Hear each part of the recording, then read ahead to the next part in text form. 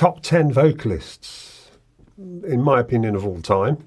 And that's because I'm a vocalist. I sing. I do sing in the bath.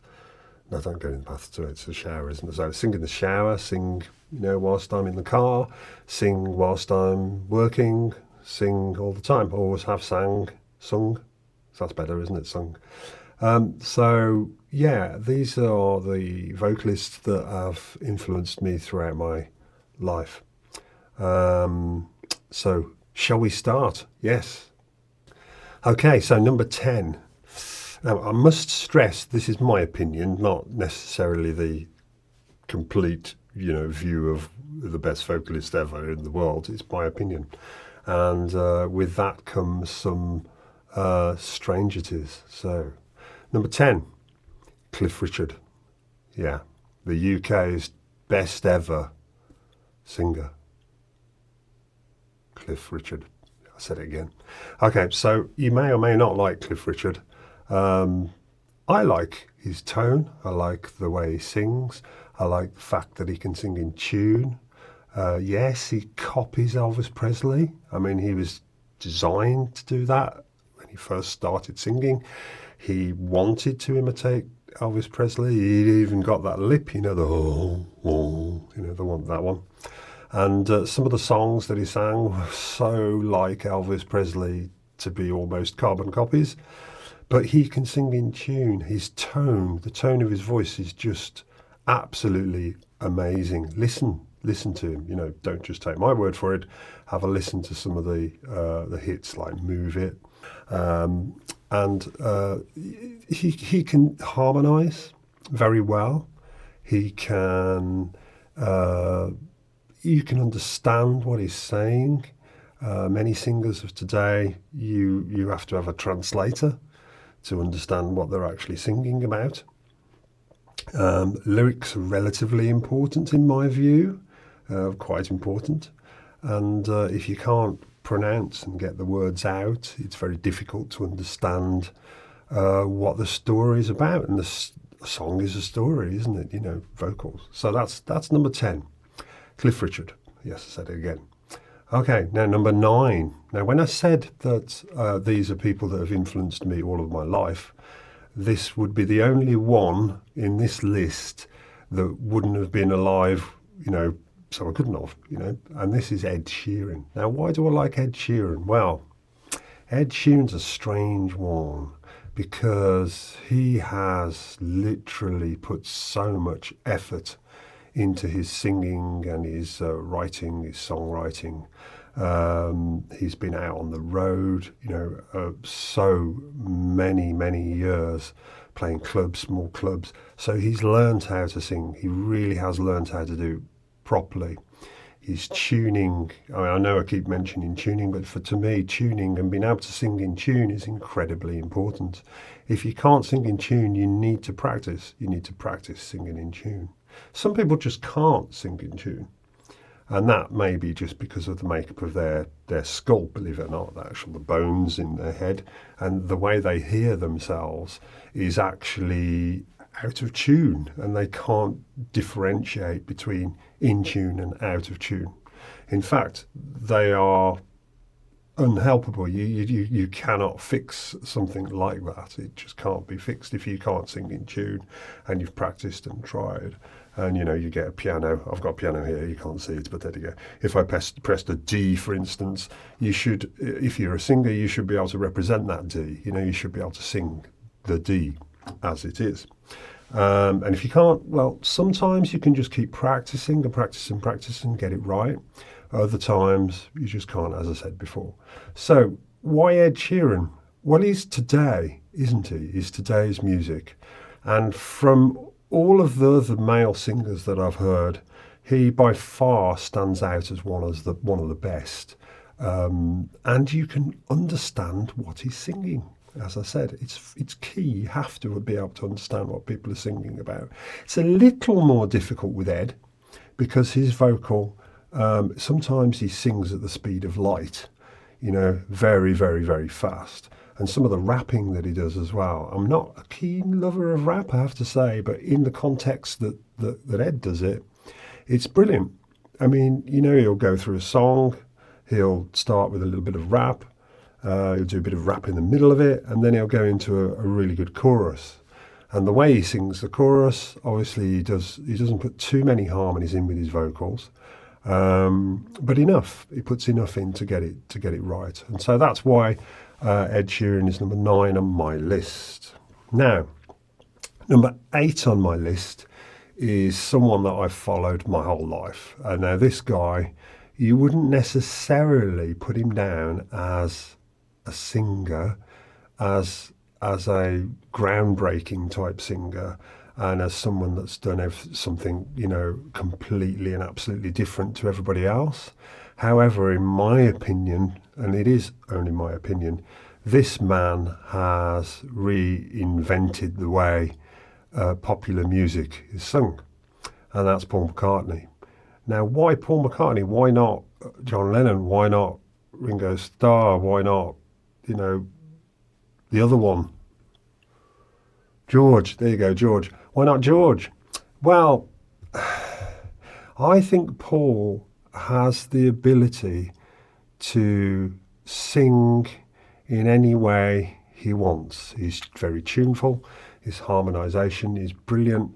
And if you listen to his vocal stripped down, let's say on Blackbird, for instance, you know, Blackbird singing in the dead of night. I mean, you can. It's just a guitar. It's just just a guitar. If you listen to the acoustic version, obviously, so it's just a guitar and his vocal, and yet it just swims. It sort of surrounds you with warm, cuddly, soft cotton wool sounds. Unfortunately, like many singers in their 80s, he seems to have sort of lost that cuddliness. Nothing he can do about that. That's age for you, I'm afraid. And to be fair, I think he in the Beatles, he used to do quite a lot of.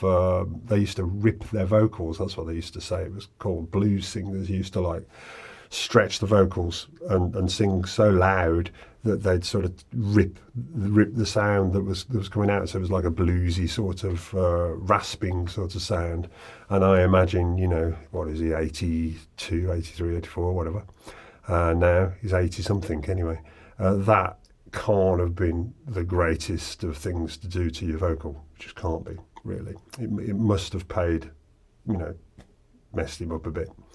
So Paul McCartney, their harmonies, like Two of Us. You remember that, you know, the Beatles song where John Lennon and Paul McCartney are singing Two of Us. Yeah, the harmonies on that are just amazing, really, really good. Again, it's sort of pretty stripped down, sort of musically, and the harmonies really do stick out on that. So that's number 8.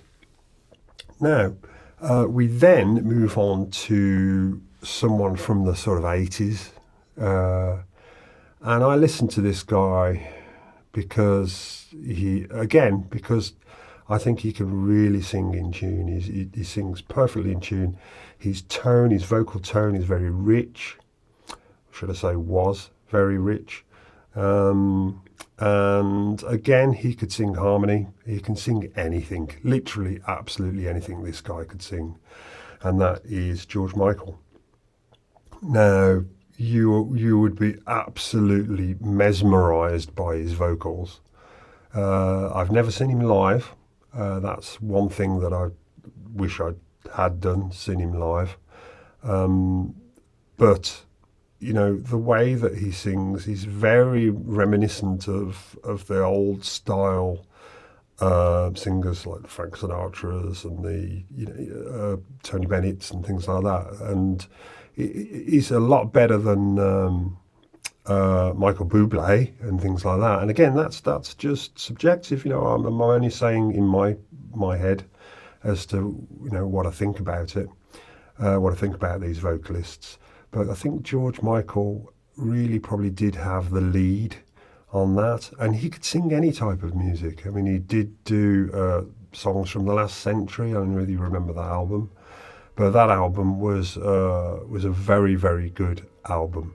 I think sometimes he used to put a little bit too much reverb on his vocal, but that wouldn't necessarily be his decision. That would probably be the producer or mixing guy and various things like that. But he's a very, very, very lovely vocalist. And you can hear me chiming in the background, and that's our grandfather clock, but that doesn't matter because I can carry on. So what's next? Number 6 on my list is, really I was a bit confused where to put this guy because he's so unique. He's such a different vocalist. Lots of people try to emulate him, and no one can really. He's very, very difficult to copy, and you shouldn't. I mean, as a vocalist, in my opinion, you go with what you've got. Lots of people will listen to their heroes, like, I used to listen to Frank Sinatra and Nat King Cole and people like that. And I didn't think I tried to emulate their voices, but I must have. You can't not. And Paul McCartney, as I said before. But this guy has the, the quality of vocal that is seldom seen, and that's Stevie Wonder. So yeah, number 6, Stevie Wonder. Who can deny that this guy isn't one of the best vocalists in the world, and still is one of the best vocalists in the world? His timing, the way that he sings, and it's so clear. It's so clear. His vocal is just in exactly the right area of a track. If you know what I mean by that, what I mean is that a vocal is an instrument. Obviously, a voice is an instrument.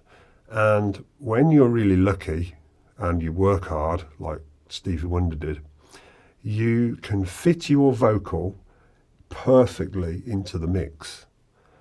Yeah, there is a little bit of magical mixing done with it, and EQ and getting the right reverb and various things like that. But if you've got the right tone of voice, then it will fit and slot perfectly into the mix. And Stevie Wonder, he just fits so perfectly into the mix. And we call it vocal gymnastics, where you can sing all over the place, like, all over, not as bad as that, but you can sing all over the place. And now Ed Sheeran does that as well. Ed Sheeran has the ability to sing up and down, but he's not like Stevie Wonder. Stevie Wonder is the best at doing this type. I did think about, obviously, Mariah Carey is not a male vocalist, so I can't put her on this list. But she is also one that has the ability to do the vocal gymnastics. One of the problems is, in my opinion, again, this is just my opinion, is that so many new artists are attempting to do the vocal gymnastics and removing the feeling from a vocal. Now, Stevie Wonder put both into it, and I don't know how he did it. It just happens. When he sings, he can put the emotion and the vocal gymnastics into it and do it well. Mariah Carey, I know she's not a male vocalist, but we will just mention Mariah Carey. She does it to extremes, and in my opinion, and it is just my humble opinion, that she actually strips, on some of her songs, she actually strips the emotion out by adding the vocal gymnastics. Okay, so Stevie Wonder, can't beat him for that sort of thing. And that's number 6 on my list. So we are now at number 5. So number 5, who would that be? Well, it may be someone you don't know as well. And this guy is called Paul Carrack. Now, Paul Carrack sang with Mike and the Mechanics, sang with Squeeze, sang with Ace. He had a one-hit wonder with Ace, saying How Long? With How Long? How long has this been going on? You know that. And his vocal is so recognisable. And yet his face, and he will be the first to admit this, is not. He can walk out in the streets. He's not a Michael Jackson, Obviously Michael Jackson can't walk out in the streets now, unfortunately. And, basically you wouldn't recognise him. You'd think he was just any standard, straightforward, normal person. And I think he likes it that way, actually. I mean, I actually did work with Paul Carrick's guitarist for quite a few years. And Jack Carrick played percussion on one gig that I did. And Jack's a lovely, lovely guy. And Paul, lovely guy too. But the thing with Paul is he has an absolutely amazing vocal. And he's, in some ways, he deserves a lot more credit than he gets. He can do pretty much anything with his vocal. He's a musician as well, like Stevie Wonder. I mean, Stevie Wonder's and Paul McCartney, of course. I mean, Paul McCartney's a musician, plays piano, plays guitar, plays drums, plays bass. One of the best bass players in the world. Stevie Wonder, keyboards, drums, guitar, he can play everything. And I think that is key, actually. That is key to being a good, or should I say outstanding vocalist. And that is understanding an instrument as well. So you understand the way that an instrument plays, and your voice is an instrument. So if you listen to Paul Carrick, he did an album with I think it was the London Symphony or Philharmonic Symphony Orchestra. If you listen to that really does show his vocal up in a good way, obviously. And I recommend you do listen to that because it's very good. Okay, so that's number 5. Now we move to number 4. Now number 4 is somebody that you may not expect. If you know me, you wouldn't necessarily think that I'd like this person's vocal, but it's Elvis Presley. Now, Elvis Presley, without a shadow of a doubt, brought the rock and roll vocal to its, grand finale in a way. So I think rock and roll was sort of invented way before, Elvis got a hold of it, as it were. But I think he brought it to the forefront, and especially in America, and then it translated over into the UK as well. But the way that he sung was unique at that time. It was very expressive. Now, I think you'll probably know what I mean by that. But he's not singing anything straight. It's like, it's definitely got a lot of variances in his vocal. His tuning's very good. Sorry to keep mentioning tuning, but I think that, as I said before, that's very important. And you can understand what he's saying as well, even though he embellishes the vocal, the way he sings. He still is understandable. So people could get behind some of the lyrics, even though the lyrics of rock and roll songs weren't necessarily particularly complex. They were quite simplistic in the way. And I think it was probably not just the vocals that made people take to him. It was personality and the way he moved himself. And again, you can see that with Cliff Richard, who I was talking about before. You can see how much he copied Elvis. So that's number 4. Number 3. Well, I can't see how I could do a top 10 vocalists, in my opinion, without mentioning this guy. And this guy is Michael Jackson. Now, Michael Jackson reinvented the way pop singing happened. With songs like, there's so many, Billie Jean, the album Off the Wall was just absolutely amazing. But his vocal, and I'm thinking that you'd agree with me here, is very percussive.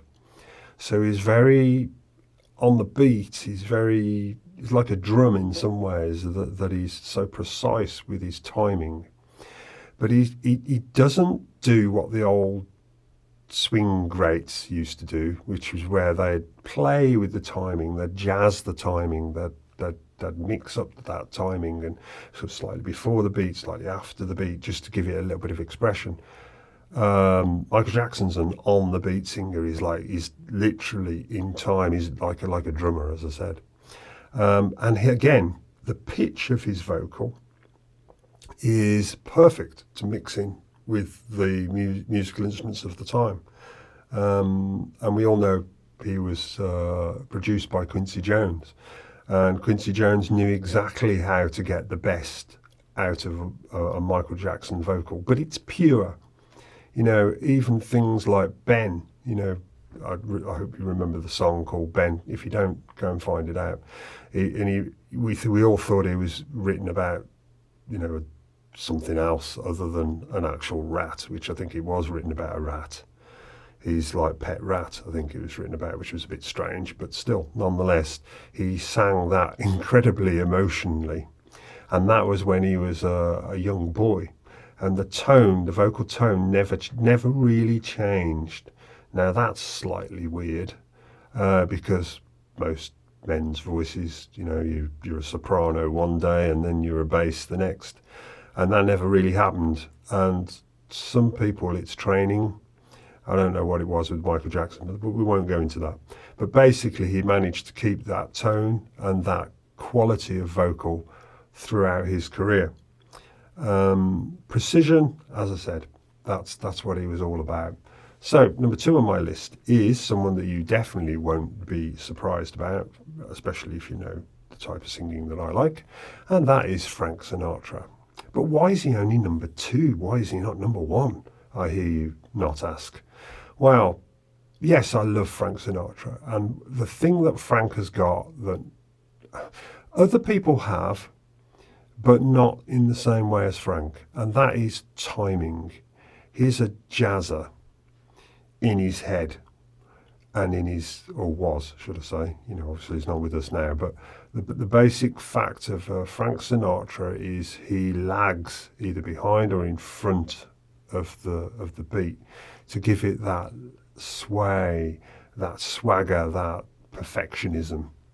And his tone is so rich, it's so, you know, expressive, emotive, and, you know, the emotion that flows through the vocal of Frank Sinatra is just absolutely spellbinding.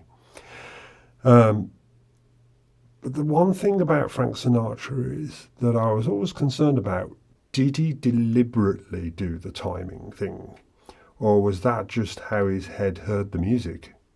Now, I've heard a few interviews of Frank Sinatra, and I have a feeling that it was an accidental thing, more so than a deliberate. Because deliberately trying to mess with the timing of a song is not necessarily going to give it much feeling. You just got to sing it how you sing it. You've got to put the emotion in where you think it needs to be. And if that happens to mess with the timing of the song, well, or the timing of your vocal delivery, then that's brilliant. If it works, you do it.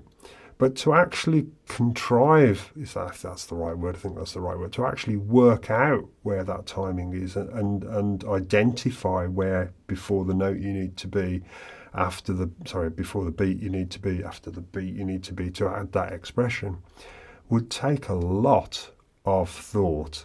So my opinion is that Frank Sinatra managed to do this of his own will, and he didn't necessarily put an awful lot of thought into it. It just happened. It just went that way. That's what it did. So Frank, clear as a bell, easy to understand the way that the lyrics are. Obviously, you can understand the lyrics, you can get the idea of the song. One of the things about the way Frank Sinatra, or the songs, should I say, that Frank Sinatra used to sing, yet again, they didn't necessarily have a lot of content. So they're not folky, are they? You know, they're sort of big band swing, straight to the point, generally quite simplistic lyrics. So you didn't really need to listen to them as much as you maybe do with some of the newer singers of today, singer-songwriters, like say even Taylor Swift, for instance. I mean, I know she's not a male vocalist, but obviously Taylor Swift, her writing and her lyrics are key to the whole thing about her. So Frank Sinatra has just got that something. And if we were to be a bit corny, we'd say it was the X Factor. And he had something that just drew you in and made you listen.